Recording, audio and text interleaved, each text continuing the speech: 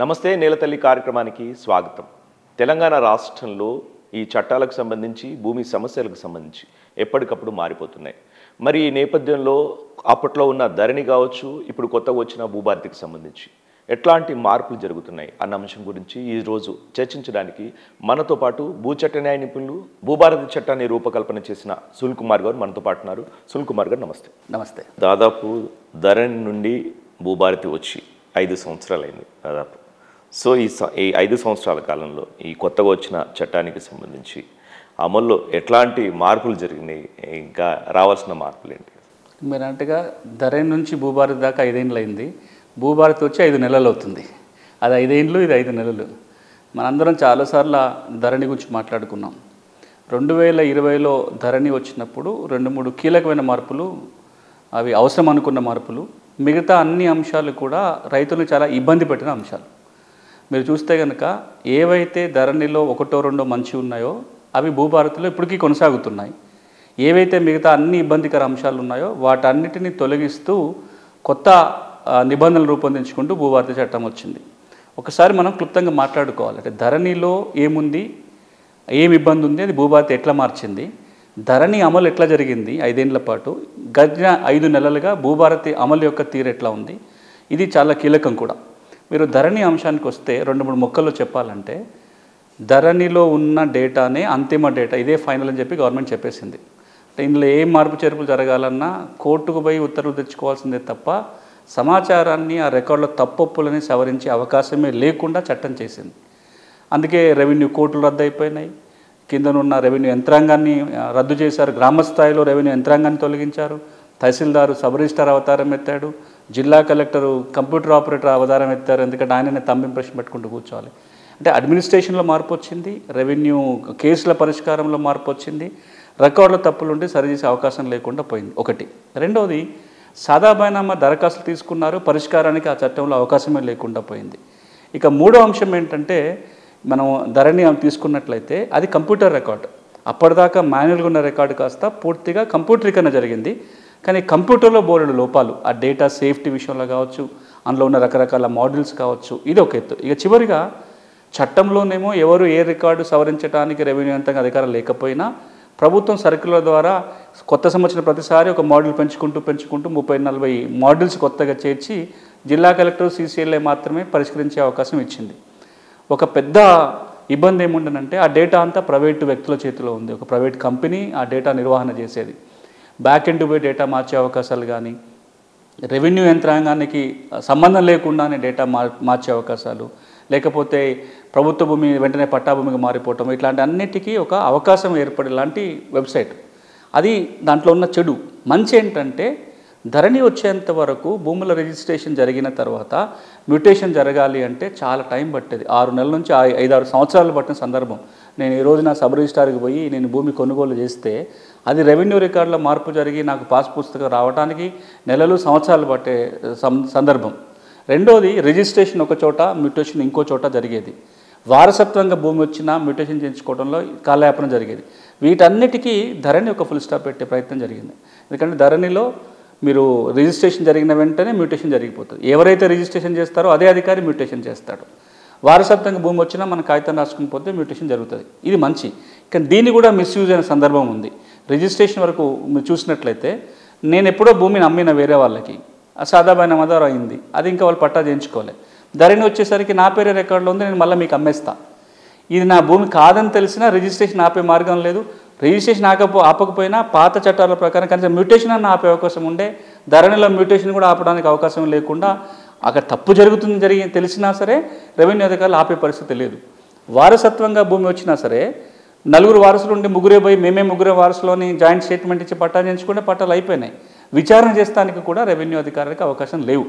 అంటే ఇన్ని రకాల ఇబ్బందుల నడుమ మీరు 5 ఏళ్ల అమలు కనుక చూస్తుంటే 2020 అక్టోబర్ 29వ తారీఖున ధరణి చట్టము, ధరణి వెబ్సైటు అందుబాటులోకి వచ్చింది. 2025 ఏప్రిల్ 15వ తారీఖున అది రద్దయింది. ధరణి చట్టం రద్దయింది. ధరణి వెబ్ పోర్టల్ కూడా గవర్నమెంట్ చేతికి వచ్చేసింది. కొత్త చట్టం అమలు మన ప్రారంభమే ఒక 5 నెలలు గడుస్తుంది.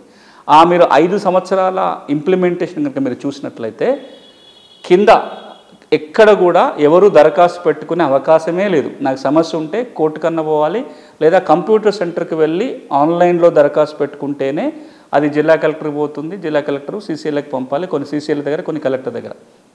ఇక ఆ 5 ఏళ్ల క్రమంలో చాలాసార్లు మాలంటోలో మాట్లాడాం. గ్రామాలలో మీరు రెవెన్యూ సదస్సులు పెట్టండి అని, మాన్యువల్గా దరఖాస్తులు తీసుకోండి అని, రీసర్వే చేస్తే తప్ప పరిష్కారం దక్కదని, రెవెన్యూ ట్రిబ్యునల్ ఏర్పాటు చేయాలని.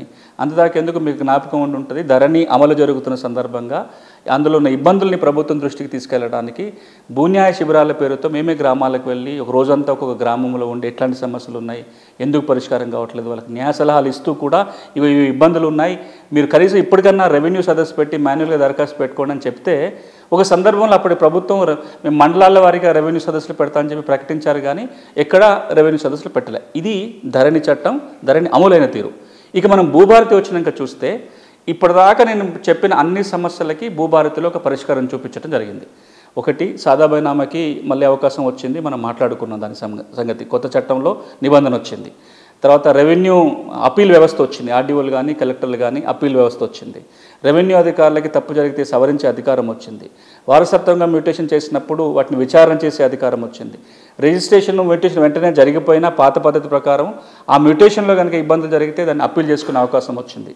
గ్రామ రెవెన్యూ రికార్డులు మళ్ళీ రాసుకునే అవకాశం ఏర్పడింది. మాన్యువల్ కాపీ కూడా ఒకసారి ప్రింట్ తీసి దాచిపెట్టాలని చెప్పి చట్టం చెప్తుంది. ఆన్లైన్ రికార్డు ఉంటూనే మాన్యువల్ రికార్డు పెట్టుకోవచ్చు అని చెప్తుంది.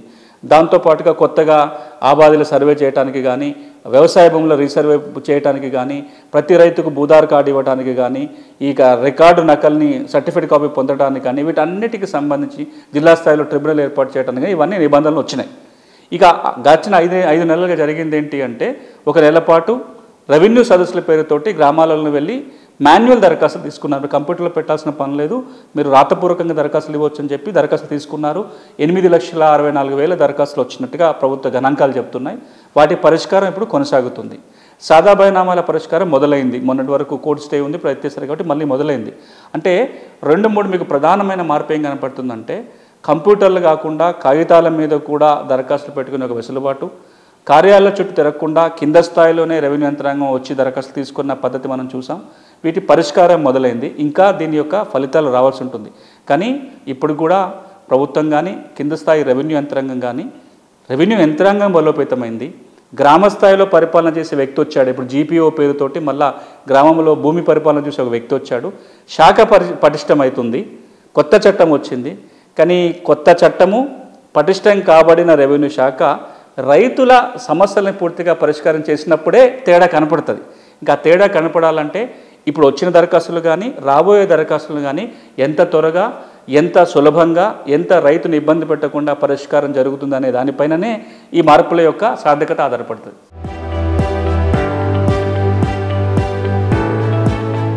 భూభారతికి సంబంధించి గడిచిన 5 నెలల్లో చూస్తే కనుక, అంటే అమలు చేసినప్పుడు దానిలో ఉన్న సమస్యల కూడా మనం కొన్ని బయటకు రావచ్చు అమలు కంటే ముందు.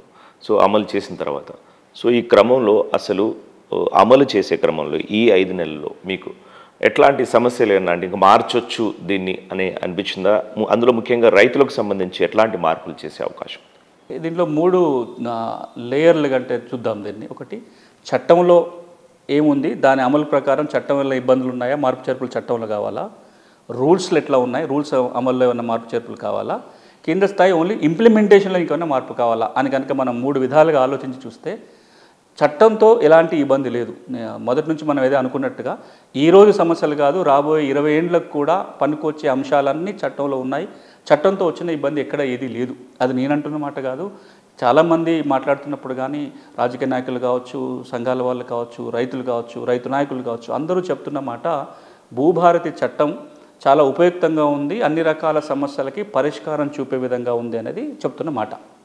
ఇక రూల్స్ విషయానికి వచ్చినట్లయితే, ఆ తర్వాత వచ్చిన భూభారతి రూల్స్ విషయానికి వచ్చినట్లయితే 3-4 అంశాలు రూల్స్లో కొంత ఇబ్బంది ఉంది, రూల్స్లో కొన్ని మార్పులు రావాలనే మాట వినపడుతుంది. ఈ మధ్యకాలంలో పత్రికలు రాస్తున్నాయి, చాలామంది మాట్లాడుతున్నారు. అందులో ప్రధానమైనది అధికారాల వికేంద్రీకరణ. ఈ ప్రభుత్వం వచ్చిన కొత్తలో, అంతకు మునుపు పాత ప్రభుత్వం ఉన్నప్పుడు అధికారాలన్నీ జిల్లా కలెక్టరు, భూపరిపాలన ప్రధాన కమిషన్ చేతిలోనే ఉండేటివి. అది కాస్త కొత్త ప్రభుత్వం రాగానే ఒక సర్క్యులర్ జారీ చేస్తూ చిన్న చిన్న సమస్యలని తహసీల్దార్ స్థాయిలో, మరికొన్ని సమస్యలు ఆర్డీఓ సబ్ కలెక్టర్ స్థాయిలో, మరికొన్ని అడిషనల్ కలెక్టర్ స్థాయిలో, కొన్ని కలెక్టర్ స్థాయిలో ఇక కొన్ని రేరెస్టీ మాత్రమే సీసీఎల్ఏ స్థాయికి వచ్చేటట్టుగా సర్క్యులర్ వచ్చింది. అది భూభారతి చట్టం రాకముందే సర్క్యులర్ వచ్చింది. ఇప్పుడు కొత్త చట్టం వచ్చిన తర్వాత అవి యథాతథంగా అట్లా కొనసాగితే బాగుండేది. వీలైతే ఇంకొన్ని మరిన్ని అధికారాలు కిందికి ఇస్తే బాగుండేది. కానీ రూల్స్లో ఏం జరిగింది, సీసీఎల్ఏకు ఉన్న అధికారాలు అన్నీ పోయినాయి, అవన్నీ జిల్లా స్థాయికి వచ్చినాయి, అంతవరకు మంచి జరిగింది. కానీ కింద స్థాయిలో తహసీల్దార్ స్థాయిలో ఏ అధికారాలు లేవు. అంటే మ్యూటేషన్ చేయటం తప్ప ఉన్న సమస్యల పరిష్కారం కోసం అధికారాలన్నీ ఆర్డీఓ చేతిలో కలెక్టర్ చేతిలో మాత్రమే ఉన్నాయి. ఇది మార్పు కోరుకుంటున్నారు. ఈ కింద స్థాయిలో ఇంత మునుపు ఉన్నట్టుగా చిన్న చిన్న సమస్యలు ఈ ప్రభుత్వమే మొదట్లో తెచ్చిన విధంగా చిన్న చిన్న సమస్యలన్నీ తహసీల్ కార్యాలయం స్థాయిలో పరిష్కారం అయ్యే విధంగా తహసీల్దార్లకు అధికారాలు ఇస్తే మరింత వేగంగా సమస్యల పరిష్కారం జరుగుతుందని ఒక సూచన వినపడుతుంది. రెండవది, జిల్లా స్థాయిలో భూభారతి చట్టం రాసినప్పుడే ఎవరు పరిష్కారం చేయాలి అంటే కలెక్టర్ కానీ అడిషనల్ కలెక్టర్ కానీ చేయొచ్చని చట్టంలో ఉంటుంది. దానికి తగ్గట్టుగా రూల్స్లో కూడా అదే మాట చెప్పారు. ఇప్పుడు ప్రభుత్వము కలెక్టర్ కాదు అడిషనల్ కలెక్టర్ కూడా చేయొచ్చు అని నోటిఫికేషన్ జారీ చేయాలి, అధికారాలు కట్టబెడుతూ. చట్టంలో ఆల్రెడీ ఉంది. ఇంతకు మునుపు కూడా 71(6) చట్టం ఉన్నప్పుడు కూడా కలెక్టర్ భూ సమస్యల పరిష్కారం చేసేవాడు కాదు. ఇప్పుడు జాయింట్ కలెక్టర్ల వ్యవస్థ ఉండేది, జాయింట్ కలెక్టర్ మాత్రమే భూ పరిపాలన చూసేవాడు. ఈ రోజున అడిషనల్ కలెక్టర్ రెవెన్యూ ఒక పోస్ట్ ఉంది. కానీ భూభారతి సమస్యలన్నీ ఎవరు పరిష్కారం చేస్తున్నారు? జిల్లా కలెక్టర్ పరిష్కారం చేస్తున్నారు. అది కాకుండా కొంత అడిషనల్ కలెక్టర్ ఇవ్వగలిగితే ఈ రెండు పనులు జిల్లా కలెక్టర్ చేసే బదులు అడిషనల్ కలెక్టరు ఇంకొన్ని రకాల సమస్యల వికేంద్రీకరణ చేసుకుంటూ అధికారాలు కొంత తహసీల్దార్కి ఇవ్వగలిగితే మరింత వేగంగా జరుగుతాయనేది ఒక సూచన. ఇక రెండోది, శరత్ గారు మనం సాదా బైనామాల గురించి మాట్లాడినప్పుడు మనం చర్చించుకున్నాము. ఈ అఫిడవిట్ ఇవ్వాలి అమ్మిన వ్యక్తి అనే నియమం ఇబ్బంది అవుతుంది, దాంట్లో కొంత మార్పు రావాలనేది రెండో సూచన. ఇక మూడోది ఏంటంటే ఫీజుల విషయంలో మొదటి నుంచి కూడా మేము కూడా అంటే నాకు కూడా భిన్నాభిప్రాయం ఉండేది. దరఖాస్తు పెట్టుకోవడానికి 1000 రూపాయలు ఫీజు ఎందుకు? రెవెన్యూ రికార్డులో తప్పు ఉంటే ఉచితంగానే చేయాలి అనేది ఒకటి. మ్యూటేషన్కి సంబంధించి 2500 రూపాయల ఫీజు ఉంది కదా, అది కనీసం కొన్ని రకాల భూముల విషయంలో అసైన్మెంట్ భూముల విషయంలో కావచ్చు, లవణి పట్టాలు ఉన్న వాళ్ళు వారసత్వంగా వచ్చినప్పుడు అంత ఫీజు కానీ లేదా ఇతరత్ర కొంత ఫీజులలో కూడా మినహాయింపులు ఉండాలనే సూచన వస్తుంది. ఇవి కొన్ని నేను చెప్పిన వాటిగా రూల్స్లో కొన్ని చేయాల్సిన మార్పులు. దానికి చట్టం మార్చుకోవాల్సిన పని లేదు, ప్రభుత్వం జీవో జారీ చేసి ఈ మార్పులు చేయొచ్చు. ఇక ఇంప్లిమెంటేషన్ విషయానికి వస్తే 2-3 విషయాలు మనం కీలకంగా మాట్లాడుకోవాలి. ఒకటి, మొదటి నుంచి అందరి అభిప్రాయం ఏముందంటే రైతులని కంప్యూటర్ చుట్టూ ఈ సేవా సెంటర్లు మీ సేవా సెంటర్ల చుట్టూ తిప్పొద్దు, టెక్నికల్ ఇబ్బందులు ఉన్నాయి కాబట్టి సమస్య ఉన్న వాళ్ళు రాతపూర్వకంగానే దరఖాస్తు పెట్టుకునే అవకాశం ఉండాలి. ఈ మాడ్యూల్లో ఆ మాడ్యూల్లో పెట్టాలని కాకుండా ఏ సమస్య ఉన్నా ఒకే రకమైన అప్లికేషన్ ఫారంలో పెట్టుకున్నట్లయితే రైతుకు సులభం అవుతుందని. అది పైలట్ కార్యక్రమం జరిగినప్పుడు, అదేవిధంగా గ్రామాలలో రెవెన్యూ సదస్సులు జరిగినప్పుడు అది బాగానే జరిగింది. స్టాండర్డ్ టెంప్లెట్ తయారైంది, 2 పేజీల నమూనా మీకు జ్ఞాపకం ఉంటుంది. అదే నమూనాని యాచారం మండలంలో పైలట్ జరిగినప్పుడు మేమే రూపొందించి టెస్ట్ చేసాము. అదే నమూనాని రాష్ట్ర ప్రభుత్వం రాష్ట్రమంతటా వినియోగించింది. దాని మీద గవర్నమెంట్ లోగో వేశారు, ఒక చిన్న మార్పు చేసుకొని వాడారు. రెవెన్యూ సదస్సులో ఆ ఫామ్ నింపితే ఈజీ. మీరు ఆ ఫామ్ కూడా చూస్తే రైతు కూడా చాలా సులభం నింపటం, 2-3 నిమిషాలు నింపేయచ్చు, ఎవరైనా చూసి అర్థం చేసుకోవచ్చు. రెవెన్యూ సదస్సులు అట్లాగే దరఖాస్తు తీసుకున్నారు, కంప్యూటర్ సెంటర్కి పోవాల్సిన పని లేదు. వచ్చిన దరఖాస్తులన్నీ తహసీల్దార్ కార్యాలయం వాళ్ళే కంప్యూటరీకరణ చేశారు, అది బాగుంది. కానీ ఆ తర్వాత ఇప్పుడు మళ్ళీ మాన్యువల్గా దరఖాస్తు పెట్టుకునే అవకాశం లేదు. ఒక పక్కన ప్రభుత్వం చెప్పిన మాట ఏంటంటే ఇప్పటికి కూడా ఎవరికైనా సమస్యలు ఉంటే తహసీల్ కార్యాలయంలో రాతపూర్వకంగా పెట్టండి అని చెప్తున్నారు, కానీ అది ఫీల్డ్లో అది అమలు జరగట్లేదు. రెండోది, ఇప్పుడు మరి ఫిజికల్గా తీసుకోకపోతే ఎక్కడికి పోవాలి? 1000 రూపాయలు ఫీజు కట్టి మీ సేవలో పెట్టవచ్చు అని యాక్ట్ రూల్స్ చెప్తున్నాయి. కానీ టెక్నికల్ ఇబ్బందుల వల్ల చాలా సందర్భాలలో రైతు దరఖాస్తు పెట్టుకోలేకపోతున్నాడు. ఉదాహరణకి, నా భూమి ధరణిలో పొరపాటు జరిగి మీ పేరుతో నమోదైంది, నాకు 4 ఎకరాలు ఉండాలి, 2 ఎకరాలు మీ పేరుతో నమోదైంది, ఒక నెంబర్ మీకు వచ్చేసింది. ఇప్పుడు నేను దరఖాస్తు పెట్టాలంటే ఆ సర్వే నెంబర్లో నాకు పెట్టడానికి అవకాశం లేదని, తర్వాత పాత నాకేదో మ్యూటేషన్ ఆర్డర్లు ఉన్నాయి, ఇప్పుడు దరఖాస్తు పెట్టుకోలేదు. అట్లా చాలా అంశాలలో నేను దరఖాస్తు పెట్టడానికి కూడా కొంత టెక్నికల్ ఇబ్బందులు వస్తున్నట్టుగా ఫీల్డ్ నుంచి సమాచారం వస్తుంది. ఈ 2 అంశాలలో కొంత మార్పు రావాలి. మాన్యువల్గా ఉచితంగా దరఖాస్తులు పెట్టుకునే అంశం 1 ఇయర్ దాకా కొనసాగించాలి. 1 ఇయర్ ఎందుకంటున్నానంటే ధరణిలో ఉన్న తప్పులని సవరించడానికి భూభారతి చట్టం సంవత్సరం టైం ఇచ్చింది.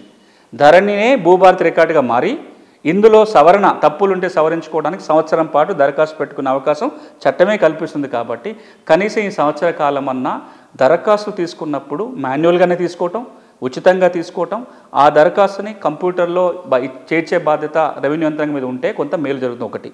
రెండోది, దీంట్లో చాలా అంశాల మీద అంటే ఇప్పుడు వచ్చిన అప్లికేషన్ కనుక మీరు చూస్తే 3 కేటగిరీ సమస్యలే ఉన్నాయి ప్రధానంగా. ఒకటి, భూమి ఎక్కువ తక్కువ ఆర్ఎస్ఆర్ మిస్ మ్యాచ్ లేదా సేత్వార్ మిస్ మ్యాచ్ అంటాం. ఒక సర్వే నెంబర్లో భూమి పెరిగింది తగ్గింది, నా భూమి ఎక్కాలంటే ఇంకొక తీసేస్తే తప్ప నాది ఎక్కలేని పరిస్థితి ఉంది, ఇది ఒక కేటగిరీ. రెండోది, అసైన్మెంట్ భూములకు సంబంధించి చాలా సమస్యలు వచ్చినాయి. మూడోది సాదా బైనామాకు సంబంధించి, ఇక నాలుగోది మిగతా అంశాలు. ఈ మూడు ప్రధానమైన కేటగిరీలలో ఎప్పటికప్పుడు ప్రభుత్వం మార్గదర్శకాలు జారీ చేయాలి. యాక్ట్ ఎంతున్నా, రూల్స్లో ఉన్నా అక్కడ అమలు చేసే వ్యక్తికి స్టెప్ బై స్టెప్ ప్రాసెస్ కనుక అర్థమయ్యేటట్టుగా ఆదేశాలు పంపించగలిగితే సత్వరం పరిష్కారం చేయడానికి అవకాశం ఉంటుంది. ఇదొక అంశం. ఇక మరొకటి గుర్తుపెట్టుకోవాల్సింది ఏంటంటే, ఎప్పటికప్పుడు రెవెన్యూ యంత్రాంగం గ్రామాలకు వెళ్ళి పరిష్కారం గురించి చూడాలి. 3 నెలలకు ఒకసారో 6 నెలలకు ఒకసారో ఏదో ఒక కార్యక్రమం పేరుతోటి రెవెన్యూ యంత్రాంగం గ్రామాలకు వెళ్ళి విచారణ చేస్తేనే పరిష్కారం త్వరగా అవుతుంది. ఇప్పుడు కొత్తగా రెవెన్యూ సిబ్బంది వచ్చారు గ్రామాలలో, ఒక 6,000 మంది కొత్త సిబ్బంది నియామకం జరిగింది. వాళ్ళు గ్రామాల్లో ఉంటారు కాబట్టి వాళ్ళతో పాటుగా మండల స్థాయి రెవెన్యూ సిబ్బంది కూడా వాళ్ళ దగ్గర పరిష్కారం కోసం వచ్చిన కేసుల కోసం సంబంధించిన సమాచారానికి గ్రామాల్లో విచారణ చేయటము, గ్రామాలలో రెవెన్యూ కోర్టులు పెట్టడము, రెవెన్యూ సదస్సులు పెట్టడము ఎప్పటికప్పుడు చేసుకుంటే సత్వరం చేయగలుగుతారు. ఇంకొక మాట కూడా ఫీల్డ్ నుంచి వినపడుతుంది ఏంటంటే, చట్టం వచ్చింది బాగుంది, అమల్లో ప్రయత్నం గట్టిగా జరుగుతుంది, కానీ ఈ ఫలితాలు బాగా రావాలి అంటే కనుక రెవెన్యూ సిబ్బందికి శిక్షణ ఇవ్వాలి. పైనుంచి కింద దాకా, జిల్లా స్థాయి నుంచి కింద ఇప్పుడు కొత్తగా వచ్చిన జీపీఓల దాకా శిక్షణ కార్యక్రమం ఇవ్వాలి. దాంతోపాటు ఇప్పుడు మన కొత్తగా రాబోతున్న లైసెన్స్ సర్వేలు ఎవరైతే ఉన్నారో వాళ్ళకు కూడా సర్వే మీద ట్రైనింగ్తో పాటు రెవెన్యూ శాఖతో వాళ్ళు కలిసి పనిచేయాల్సి ఉంటుంది. కాబట్టి ఈ రెవెన్యూ అంశాల మీద కూడా ప్రాథమికమైన శిక్షణ వాళ్ళకి ఇచ్చినట్లయితే మరింత సిబ్బంది గ్రామస్థాయిలో ఉంటారనేది ఒక ఆలోచన. నేను ఇంత వివరంగా ఎందుకు చెప్తున్నానంటే, ఇప్పుడే మొదలైంది. 5 నెలలు చాలా తక్కువ సమయం. ఒక మంచి ప్రయత్నం అయితే మొదలైంది. దరఖాస్తుల స్వీకరణ, పరిష్కారానికి ఏమైనా ఉన్న ఇబ్బందులు అధిగమించే ప్రయత్నం జరుగుతుంది. ఏమైనా చిన్న చిన్న పొరపాట్లు ఉంటే కూడా ఇప్పుడు కనుక మనం సరిదిద్దగలిగితే రాబోయే 6 నెలల కాలంలో ఆ రైతులు ఆశించినట్టుగా పూర్తి పరిష్కారం చేయడానికి అవకాశం ఉంటుంది.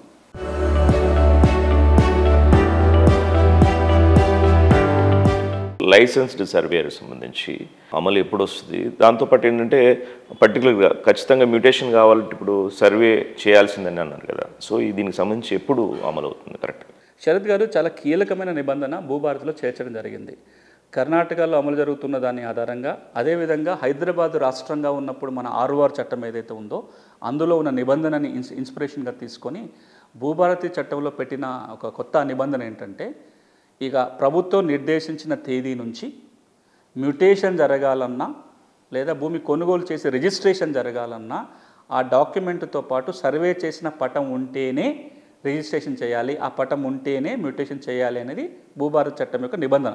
ఆ నిబంధన ఇంకా అమల్లోకి రాలే. ప్రభుత్వం డేటు ఫిక్స్ చేయాలి, ఆ రోజు నుంచి అది అమల్లోకి వస్తుంది. ఎందుకు డేట్ ఫిక్స్ చేయలేదంటే, మరి ప్రతి రిజిస్ట్రేషన్కి ముందు, ప్రతి మ్యూటేషన్కి ముందు సర్వే జరగాలంటే అంత సిబ్బంది ఉండాలి. అది ప్రభుత్వ సర్వేయర్లు కాకుండా లైసెన్స్ల సర్వే వ్యవస్థ తీసుకొచ్చే ప్రయత్నం జరిగింది. 2003లోనే లైసెన్స్ వ్యవస్థ ఉంది, కానీ చాలా తక్కువ మంది లైసెన్స్ సర్వేయర్లు వచ్చారు. అది కొన్ని రకాల ప్రాజెక్టులకి వాళ్ళ సేవలు వినియోగించుకున్నారు. ఇప్పుడు ఆ లైసెన్స్ సర్వేయర్ల యొక్క నిబంధనలు మార్చి కొత్తగా కనీసం మండలానికి 5-6 మందినైనా లైసెన్స్ సర్వేలను తయారు చేసిన తర్వాతనే ఈ నిబంధన అమలు చేయాలని చెప్పి ప్రభుత్వం నిర్ణయం తీసుకుంది. ఒక 6,000 పైన లైసెన్స్ సర్వేల రిక్రూట్మెంట్ అయిపోయింది. అంటే వాళ్ళు గవర్నమెంట్ ఉద్యోగులు కారు, వాళ్ళని లైసెన్స్ సర్వేలుగా తయారు చేసి ప్రభుత్వం ఒక లైసెన్స్ ఇస్తుంది. అంటే సర్వే ట్రైనింగ్ ఇచ్చి వాళ్ళకు లైసెన్స్ ఇస్తారు. వాళ్ళు అప్పటి నుంచి భూముల కొలతలు చేయడానికి అధికారం వస్తుంది. వాళ్ళ ట్రైనింగ్ కొనసాగుతుంది. బ్యాచ్ల వారీగా జిల్లాలకు ఇచ్చి వాళ్ళ ట్రైనింగ్ కొనసాగుతుంది. వాళ్ళ శిక్షణ ముగియాలి.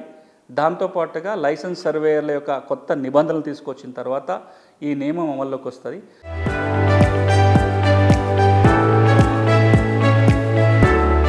భూదారికి సంబంధించి ఎప్పుడైతే భూభారతి అనౌన్స్మెంట్ అప్పుడు కూడా సీఎం ప్రత్యేకంగా దాన్ని అనౌన్స్మెంట్ చేసింది. భూదారికి సంబంధించి ఎప్పటి నుంచి చేసే అవకాశం ఉంది? అంటే ఇప్పుడు మొన్న మధ్యలో ప్రభుత్వం తీసుకున్న నిర్ణయం ఏంటంటే, ఎక్కడెక్కడైతే రీసర్వే జరుగుతుందో ఆ రీసర్వే చేసిన గ్రామాలలో రైతులకు భూదారి ఇవ్వాలని నిర్ణయం. తెలంగాణ రాష్ట్రంలో ఒక పైలట్ కింద 4-5 గ్రామాలలో మొన్ననే రీసర్వే జరిగింది. ఈ సంవత్సరం ఒక 414 గ్రామాలు, అంటే ఇంతకు మునుపు ఏదైతే అసలు సర్వే జరగకుండా ఉన్న గ్రామాలు ఏవైతే ఉన్నాయో అక్కడ రీసర్వే మొదలుపెట్టింది ప్రభుత్వం. ఈ రీసర్వే జరిగిన ప్రతి గ్రామంలో కూడా భూదార్ కార్డు వస్తుంది. రేపు ఈ రీసర్వే తెలంగాణలో ఉన్న 11,894 రెవెన్యూ గ్రామాలకు జరుగుతుంది. ఎక్కడెక్కడైతే రీసర్వే పూర్తవుతుందో అక్కడ ఆ రైతుకు భూమికి భూదార్ నెంబర్ వస్తుంది, రైతుకు భూదార్ కార్డు వస్తుంది. కానీ భూభారతి చట్టంలో ఇంకొక నిబంధన కూడా ఉంది, తాత్కాలిక భూదార్ కార్డు ఇవ్వాలని. అంటే రీసర్వే చేయకంటే ముందు కూడా మిగతా రికార్డులన్నీ సరిచూసి అన్ని రికార్డులు బాగుంటే టెంపరీ భూదార్ కార్డు కూడా ఇవ్వచ్చు అని చట్టంలో ఉంది. ఇంక దాని మీద ప్రభుత్వం నిర్ణయం తీసుకోలేదు. పర్మనెంట్ భూదార్ కార్డు మీద నిర్ణయం జరిగింది. ఈ మధ్యకాలంలో గౌరవ ముఖ్యమంత్రి గారు కూడా ప్రకటించారు, భూదార్ కార్డుల జారీ ప్రక్రియ చేయండి అని. రీసర్వే జరిగిన గ్రామాలలో ఈ భూదార్ కార్డులు వస్తాయి.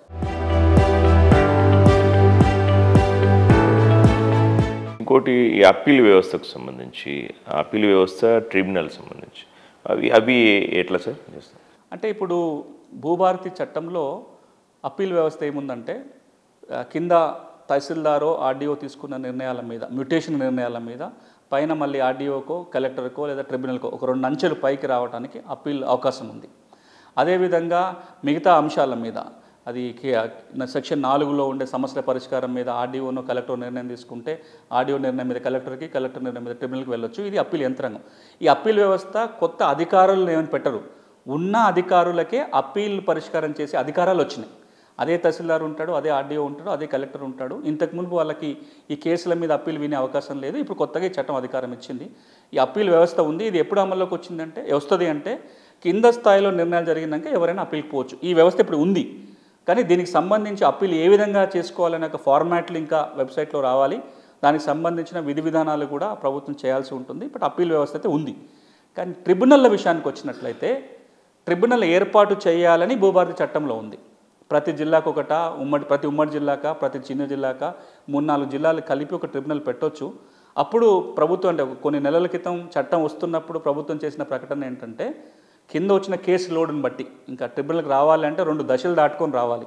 కింద ఒక అధికారి నిర్ణయం తీసుకోవాలి, దాని మీద ఒక అప్పీలు ముగిసిన తర్వాతనే ట్రిబ్యునల్కి వస్తాయి. సో ఒక 5-6 నెలలు ఈ చట్టం అమలుని పరిశీలించి ఏ జిల్లాలలో ఎక్కువ కేసులు వస్తున్నాయి, ఎక్కడ ఎట్లా ఉన్నాయని దాన్ని బట్టి ప్రతి ఉమ్మడి జిల్లాకు ఒకటి పెట్టడమా, 3-4 చిన్న జిల్లాలు కలిపి ఒకటి పెట్టడమా, లేదా ప్రతి జిల్లాకు ఒకటి పెట్టడమా నిర్ణయం తీసుకుంటామని నాకు చెప్పారు. ఇప్పటి వరకైతే ఇంకా ఆ వైపున నిర్ణయం జరగలేదు. ట్రిబ్యునల్ ఏర్పాటు చేయమని మాత్రం చట్టం చెప్తుంది.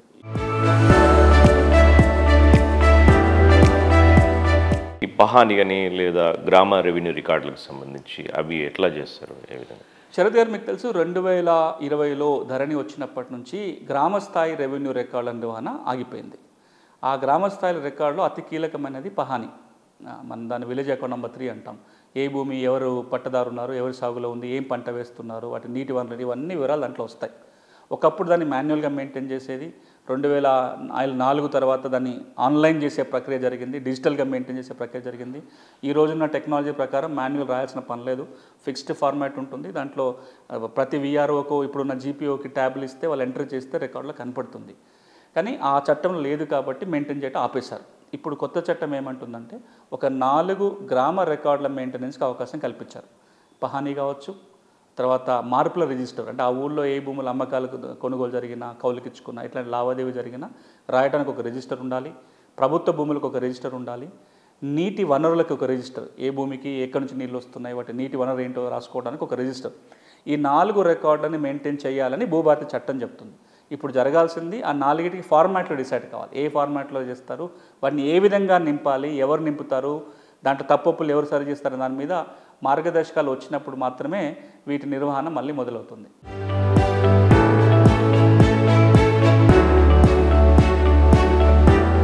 ఇప్పుడున్న పరిస్థితుల్లో భూభారతి చట్టం మరింత మెరుగ్గా అమలు కావాలంటే ఎలాంటి చర్యలు చేపట్టాల్సిన అవసరం ఉంది? ఒక 3-4 ప్రధానమైన చర్యలు తీసుకోవాలి శరత్ గారు. ఒకటి, అవగాహన. రైతుకు కావచ్చు, అధికారులకు కావచ్చు. కొత్త చట్టం, మనం ఎంత చెప్పినా తక్కువే. ఒక ప్రయత్నం ప్రభుత్వం చేసింది. మండల స్థాయిలో అవగాహన సదస్సులు పెట్టి కలెక్టర్ల ఆధ్వర్యంలో రైతులకు అవగాహన కల్పించాలని గౌరవ ముఖ్యమంత్రి ఆదేశాల ప్రకారం ఆ రోజు నేను ఆదేశాలు ఇచ్చినప్పుడు నా మీటింగ్లో ఉన్న కలెక్టర్ల కాన్ఫరెన్స్లో ప్రజెంటేషను ఆ చట్టం మీద నేనే గౌరవ ముఖ్యమంత్రి గారు అడిగితే రెవెన్యూ మంత్రి గారు, సెక్రటరీ వాళ్ళందరి ప్రజెన్స్లో చట్టం గురించి ఎక్స్ప్లెయిన్ చేశా. అప్పుడు ముఖ్యమంత్రి గారి ఆదేశాలు ఏంటంటే రెవెన్యూ అధికారులు, ముఖ్యంగా జిల్లా కలెక్టరే మండల స్థాయిలో మీటింగ్ పెట్టాలి. మీరు ఒక వైట్ బోర్డు, మార్కర్లు పెట్టుకొని కూర్చోండి, ప్రొజెక్టర్ పెట్టండి, పీపీటీలు వాడండి, వాళ్ళ అధికారులకి రైతులకు అర్థమయ్యేలాగా మీరు చెప్పండి, కలెక్టర్ వెళ్లాల్సిందే అని ఆదేశాలు ఇచ్చారు. మీరు గమనించి ఉంటే ఏప్రిల్ మే నెలల్లో పెద్ద ఎత్తున అవగాహన సదస్సులు జరిగినాయి. ఒక తెలుగు పీపీటీ కూడా తయారైంది. ఆ తెలుగు పీపీటీ నేను తయారు చేసింది మనం కూడా చాలాసార్లు చూపించాము. నెలతల్లి కార్యక్రమాలు కూడా ఆ పీపీటీ చూపించాం. కానీ అది ఇంకా సరిపోదు, ఇంకా కిందికి వెళ్ళాలి, గ్రామ స్థాయికి అవగాహన వెళ్ళాలి. ఒకటి. రెండోది, రెవెన్యూ సిబ్బందికి, మరీ ముఖ్యంగా మళ్ళీ కొత్తగా వచ్చిన జీపీఓలు ఎవరైతే ఉన్నారో 6,000 మంది జీపీఓలు కావచ్చు, 6,000 మంది లైసెన్స్ సర్వేయర్లు కావచ్చు, అదేవిధంగా మండల స్థాయి సిబ్బందికి భూభారతి చట్టం మీద, దాని అమలు మీద, మార్గదర్శకాల మీద, ఫార్మాట్ల మీద, ప్రొసీజర్ మీద ఒక శిక్షణా కార్యక్రమం రకరకాల స్థాయిలో నిర్వహించాల్సి ఉంటుంది. ఇది చాలా ముఖ్యమైనది. మనం దీన్ని ఎప్పుడు నెగ్లెక్ట్ చేస్తాం. కానీ అవగాహన లేకపోతే తప్పు నిర్ణయాలు అవుతుంటాయి కాబట్టి. ఇక రెండోది, ఈ మాన్యువల్గా దరఖాస్తులు తీసుకునే అంశం కొనసాగించాలి, రైతుకు చిక్కులు లేకుండా ఉంటుంది. మూడోది, ఈ పరిష్కారం చేసే వ్యవస్థ ఏదైతే అంశాలు ఉన్నాయో కార్యాలయాల్లో కూర్చొనే పరిష్కారాలు కాకుండా గ్రామాలకు వెళ్ళి విచారణ చేసి పరిష్కారాలు చేస్తే బాగుంటుంది. ఇప్పుడు దరఖాస్తులు వచ్చినాయి, ఏ గ్రామానికి ఎన్ని దరఖాస్తులో మనకు తెలుసు. 8,60,000 దరఖాస్తులు ఉన్నాయి, ఇంకా రావాల్సిన ఇంకా చాలా ఉండొచ్చు. ఒక అంచనా ప్రకారం ఇంకా చాలామంది దరఖాస్తులే పెట్టుకోలేకపోయారు. ఇవి 1/3 అప్లికేషన్స్ కూడా కాదు, 20-30 లక్షల దరఖాస్తులు రావాల్సిన చోట కేవలం 8.5 లక్షల దరఖాస్తులే వచ్చినాయి. ఒక 9 లక్షల తాజామైన దరఖాస్తులు ఉన్నాయి. గ్రామాల వారీగా ఎన్ని అప్లికేషన్స్ చూసుకొని ఒక్కొక్క కేటగిరీ వైజ్గా గ్రామాలకు పోయి విచారణ చేయాలి. ఈసారి సాదాబైనామా ఎంక్వైరీ, ఆ ఊళ్ళో 100 కేసులు ఉంటే ఒక రోజు గ్రామానికి పోయి 100 కేసుల మీద విచారణ చేస్తే సత్వరం పరిష్కారం. అట్లా కాకుండా ఒక్కొక్క కేసు తీసుకొని ఈ కేసు ఈరోజు ఈ గ్రామం, రెండో కేసు ఇంకో పక్క గ్రామంలో కాకుండా ఉన్న కేసుల్ని ప్రాపర్గా కేటగరైజ్ చేసుకొని గ్రామాల వారీగా అంశాల వారీగా కేటగరైజ్ చేసుకొని ఒక క్యాలెండర్ పెట్టుకొని రెవెన్యూ సిబ్బంది గ్రామాలకు పోయి అక్కడే కూర్చొని విచారణ చేస్తే కనుక తొందరగా పరిష్కారం అవుతుంది. మీకు గుర్తుండే ఉంటుంది, మనం కొన్ని సందర్భాలలో మన కార్యక్రమం మాట్లాడుకున్నాము. ఉమ్మడి ఆంధ్రప్రదేశ్ రాష్ట్రంలో ఉన్నప్పుడు ఒక జీవో ఉంది. ఆ జీవో ఏం చెప్తుందంటే తహసీల్దార్ దగ్గర ఉన్న కేసులలో 75% కేసులు గ్రామాలలో వెళ్ళి విచారణ చేసి పరిష్కరించాలి. ఆర్డీఓల దగ్గర ఉన్న కేసులు 50% కేసులు గ్రామాలకు వెళ్ళి పరిష్కారం చేయాలి. జాయింట్ కలెక్టర్ దగ్గర ఉన్న కేసులు 25% గ్రామాలకు వెళ్ళి పరిష్కారం చేయాలని ఉంది. అలాంటి నిబంధన ఇప్పుడు కూడా పాటించమనుకోండి, చాలా సత్వరం పరిష్కారం చేయడానికి ఉంటుంది. ఇక చివరిగా ఈ అమలు చేస్తున్నప్పుడు మనం ఏవేవైతే మార్పులు రావాలి అని మన దృష్టికి వస్తాయో, అది గైడ్లైన్స్లో మార్పు రావాలా, లేకపోతే రూల్స్లో మార్పు రావాలా, లేదా ఇంకేదైనా విధానంలో మార్పు రావాలా అనే ఒక ఫీడ్బ్యాక్ తీసుకుంటూ ఎప్పటికప్పుడు మనం వాటిని సవరించుకుంటూ వెళ్ళాలి. ఇక ఇవన్నీ కాకుండా అన్నిటికంటే కీలకం, ఎప్పుడైనా ఎఫెక్టివ్గా అమలు జరగాలంటే రెండు అంశాలు బాగా దృష్టిలో పెట్టుకోవాలి. ఒకటి, రాష్ట్ర స్థాయిలో దీన్ని నడిపించే వ్యక్తి, రోజు మానిటర్ చేసే వ్యక్తి, రోజు దాని వెంట ఉండి నడిపించే వ్యక్తులు కావాలి.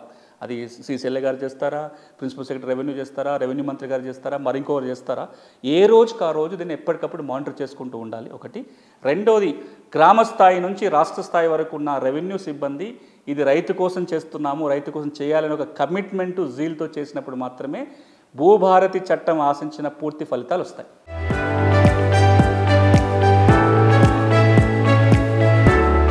డిజిటల్గా ఏదైతే మీరు రికార్డులు మెయింటైన్ చేస్తుండ్రో దాంతోపాటు మాన్యువల్గా ఏదైనా చేసే అవకాశం ఉందా?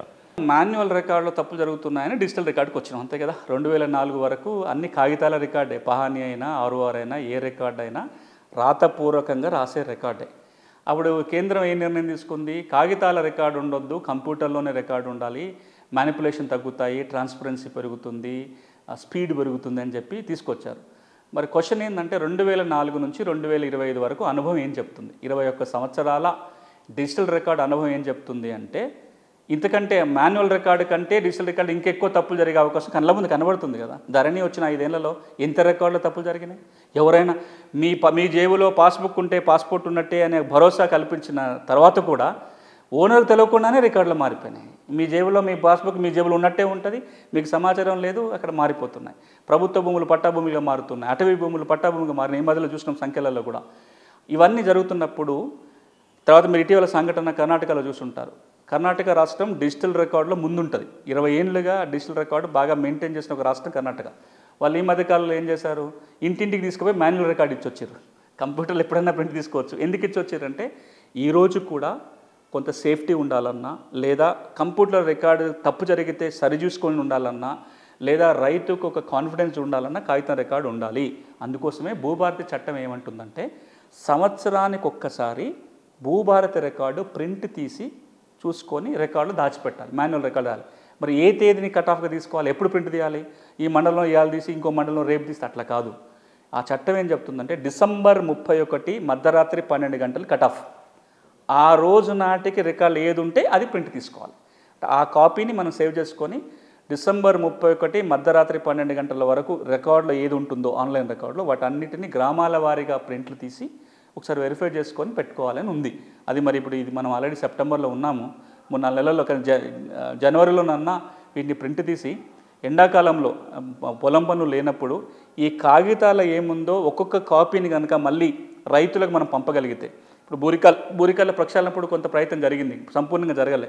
ఏంటి, రికార్డులో ఉన్న కాపీని తీసుకెళ్ళి రైతుకి ఇచ్చారు నోటీస్ లాగా. మనం కూడా ఈ డిసెంబర్ 31 కట్ ఆఫ్ తేదీగా తీసుకొని జనవరిలోనో ఫిబ్రవరిలో అన్ని ప్రింట్లు దగ్గర పెట్టుకొని మార్చి ఏప్రిల్ నెలలో మే నెలల్లో ఈ కాపీని కనుక ఇంటింటికి పంపగలిగితే రైతుకు ఒక భరోసా కలుగుతుంది, తప్పులు ఉంటే వాళ్ళు దృష్టికి తీసుకొస్తారు, మళ్ళీ ఒకసారి రెవెన్యూ సదస్సులు పెట్టి ఏమైనా ఇష్యూస్ ఉంటే కూడా పరిష్కారం చేయడానికి ఒక అవకాశం ఏర్పడుతుంది. So thank you so much sir. ఈ భూభారతికి సంబంధించి అమలు ఏ విధంగా ఉంది, దాంతోపాటు ఎలాంటి మార్పులు చేస్తే కూడా బాగా వివరంగా చెప్పారు. ఇది ఇవాల్టి నేల తల్లి కార్యక్రమం. నమస్తే.